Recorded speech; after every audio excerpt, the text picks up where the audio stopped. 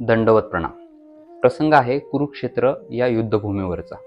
अर्जुनाच्या सांगण्यावरून भगवंत श्रीकृष्ण महाराज त्याचा रथ दोन्ही सैन्याच्या मधोमध घेऊन जातात. पण रथ मधोमध गेल्यानंतर अर्जुनाची काय अवस्था होते, अर्जुन त्या ठिकाणी काय म्हणतो, त्यानंतर भगवंत काय सांगतात, याचं विस्तृत असं विवेचन हे राजा धृतराष्ट्र यांना दिव्य दृष्टी लाभलेले संजय हे सांगत असतात. तिथून सुरुवात होते ती अध्याय क्रमांक 2ला. अध्यायाची सुरुवात होते. संजय म्हणतात, संजय उवाच तम तथा कृपयाविष्टम अश्रुपूर्ण कुलेक्षणम विषीदंतमिदं वाक्य उवाच मधुसूदन.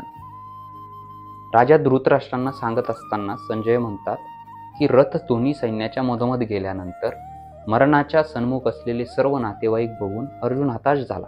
आपल्या हातातील धनुष्यबाण हे बाजूला ठेवून अर्जुन खाली बसतो.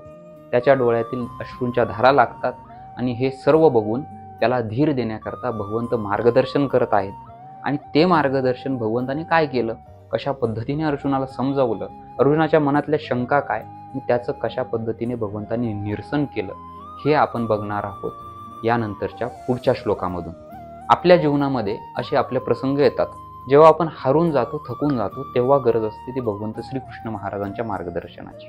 आणि हीच सुरुवात आहे आपल्या जीवनामध्ये भगवंताचं मार्गदर्शन भेटण्याची आणि जीवनामध्ये सकारात्मक बदल घडवायचा. तर चला प्रयत्न करूया श्रीमद भगवद्गीता अभ्यासनाचा आणि भगवंताच्या मार्गदर्शनाचा लाभ घेण्याचा. श्रीकृष्ण वंदे जगद्गुरू.